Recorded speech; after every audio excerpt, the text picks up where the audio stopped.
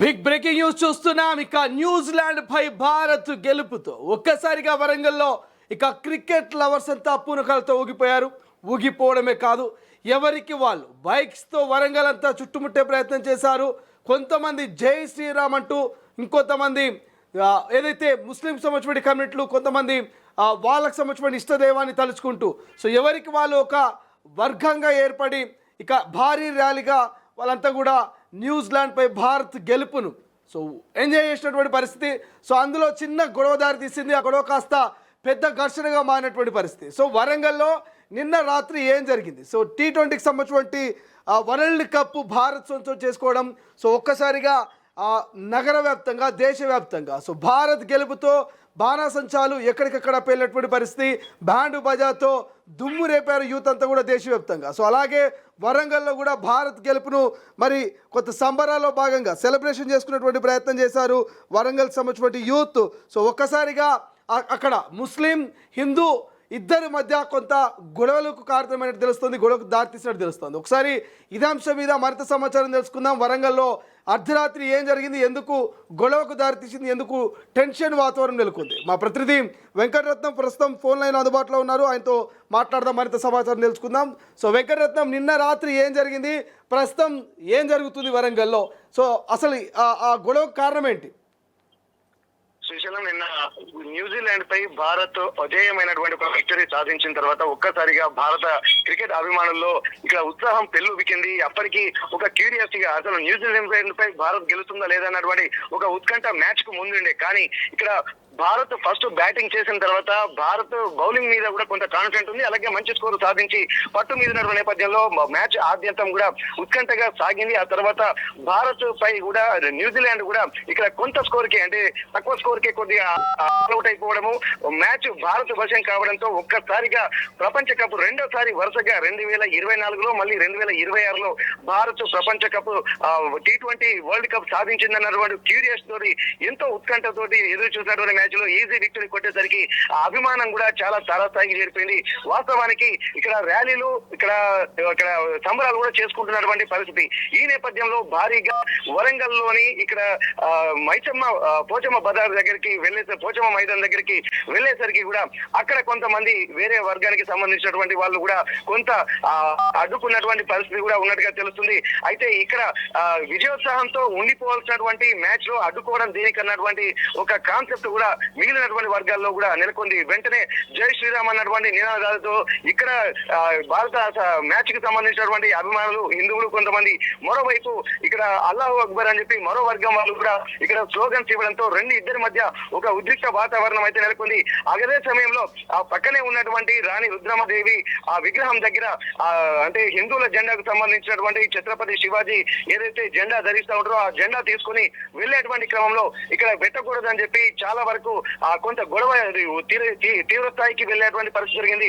వెంటనే అక్కడ ఉన్నటువంటి పోలీసులు కూడా కొంత జోక్యం చేసుకుని ఇప్పుడు ఉన్నటువంటి పరిస్థితులు, అసలే రంజాన్ మాసం జరుగుతుంది కాబట్టి మళ్ళీ కొంత ఘర్షణ జరిగేటువంటి ఆలోచనలు ఇక్కడ చేయకూడదని చెప్పి పోలీసులు కూడా సంయమనం పాటించి ఇరు వర్గాలను చెదరగొట్టేటువంటి ప్రయత్నం చేశారు. ఆ తర్వాత భారత జాతీయ పతాకాన్ని తీసుకెళ్లి అక్కడ ప్రదర్శించినటువంటి పరిస్థితి. ఈ నేపథ్యంలోనే ఒకరిపై ఒకరు ఇక్కడ జై శ్రీరామ్ నినాదాలు, అలాగే వందే మాతరం నినాదాలతో ఒక వర్గం, అలాగే అల్లాహు అక్బర్ అన్నటువంటి నినాదాలు మరొక వర్గం. అయితే ఇప్పుడు ఒకవేళ పాకిస్తాన్ ఇండియా మ్యాచ్ అంటే దాని పరిస్థితి కూడా ఆలోచించదు, కానీ న్యూజిలాండ్ పై గెలిస్తే కూడా ఎందుకు ఇంత రాద్ధాంతం చేస్తున్నటువంటి పరిస్థితి? ఇక్కడ అసలు భారతదేశం మీద ప్రేమ ఉందా లేదా అన్నటువంటి ప్రశ్నలు కూడా కొంతమంది సంధిస్తున్న నేపథ్యంలో మేము భారతీయులమే కాబట్టి అందరి ఆలోచనలు గౌరవించాలన్నటువంటి మరో వర్గం వారికి వాదన ఉన్నది. కాకపోతే ఇక్కడ న్యూజిలాండ్ పై గెలుపును కూడా జీర్ణించుకోలేనటువంటి పరిస్థితుల్లో కొంత ఒక వర్గం ఉందన్నటువంటి విషయాలు కూడా ఇప్పుడు చర్చకు వస్తున్నటువంటి పరిస్థితి.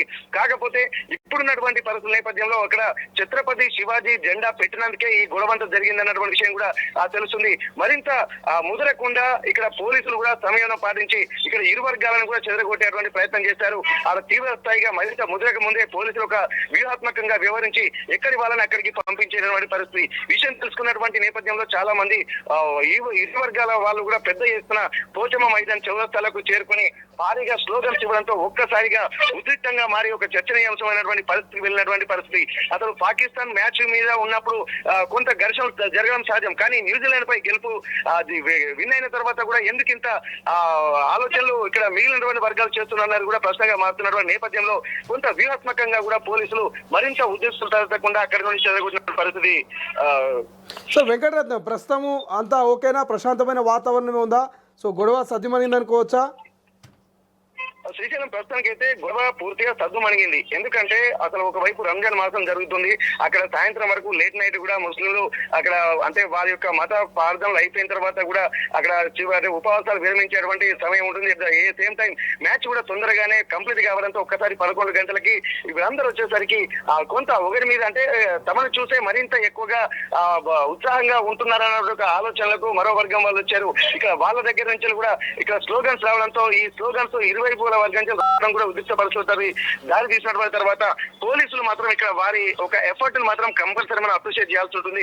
ఎందుకంటే వారు సకాలంలో కనుక జోక్యం చేసుకోకుంటే భౌతిక దాడులకు అలాగే మిగిలినటువంటి ఇబ్బందికర వాతావరణం తెలియజేసేది. కానీ ఇక్కడ పోలీసులు కూడా సంయమనం పాటించి ఎవరి దారి వెళ్లిపోవాలని సూచించి ఎక్కడి వాళ్ళని అక్కడికి పంపించారు. కానీ ఎవరి మీద కేసులు కానీ అటువంటివి కానీ నమోదు కాలేదు. ఇక్కడ ఒకరి మీద ఒకరికి ఒక అంటే ప్రేమాభిమానాలతో ఉండాలి తప్ప పవిత్ర మాసంలో ఇక్కడ ఘర్షణకు తాగుండకూడదు అన్నటువంటి విషయాలు కూడా పోలీసులు అందరికీ నచ్చజెప్పి ఎక్కడి వాళ్ళని అక్కడికి పంపించి పరిస్థితి ప్రస్తుతం ప్రశాంతంగానే ఉన్నటువంటి పరిస్థితి నెలకొంది. Right, thank you Venkataratnam, thank you for update. ఇది ఓవరాల్గా సో ఏదైతే నిన్న జరిగినటువంటి T20 వరల్డ్ కప్కి సంబంధించినటువంటి మ్యాచ్ ఉందో, సో ఫైనల్ మ్యాచ్లో న్యూజిలాండ్ చిత్తుగా ఓడించినటువంటి భారత్ ఘన విజయం సాధించడము, భారత్ ఘన విజయంతో వరంగల్లో కాదు దేశవ్యాప్తంగా కూడా సో భారత్ గెలుపుని సందర్భంగా చాలామంది బాణసంచాలు పేల్చారు, చాలామంది డీజే సప్పుల నడమ డ్యాన్సులు చేశారు.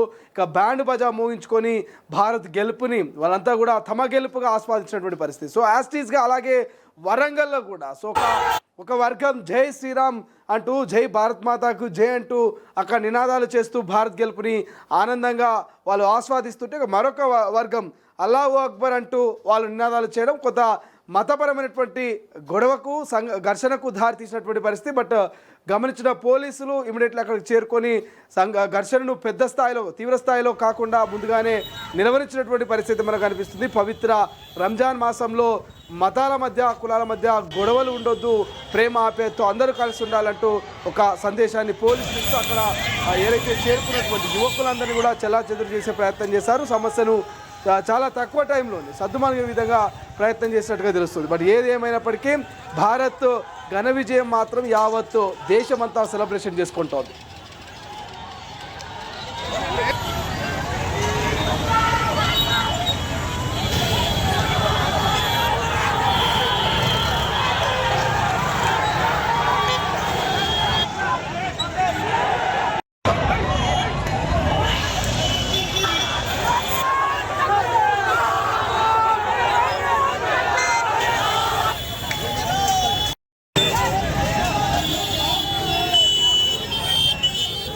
అసలైన తొలి వెలుగు. ఫాలో వాట్సాప్ @తొలి వెలుగు official.